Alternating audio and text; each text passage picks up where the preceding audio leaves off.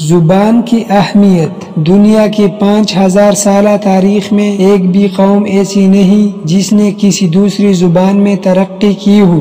دنیا کا جدید ترین ملک اسرائیل میں کسی کو انگریزی نہیں آتی۔ کم مدت میں انتہائی ترقی کرنے والا ملک جرمنی، جہاں لوگ انگریزی سے نفرت کرتے ہیں۔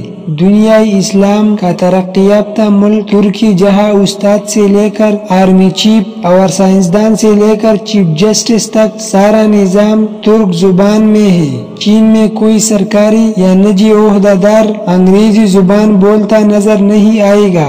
ایران کا تمام سرکاری نظام فارسی میں ترتیب دی گئی ہے۔ یہاں ہر سال نوبل انعام کے لیے کوئی نہ کوئی نامزد ہوتا ہے۔ پتہ نہیں کس نے ہمارے دماغ میں بٹھا دیا کہ ہم انگریزی کے بغیر ترقی نہیں کر سکتے۔ عجیب ہے کہ اردو ادب کی تاریخ 1000 سالہ پرانی ہے اور انگریزی ادب 300 سال سے پہلے نظر نہیں آتا۔ ہمیں اپنی زبان کو اہمیت دینی ہوگی۔ اگر دنیا میں نام بنانا ہے تو ساری دنیا ترقی کر گئی اپنی زبان کی بدولت، اور ہم نے آدھی عمر گنوا دی انگریزی زبان سیکھتی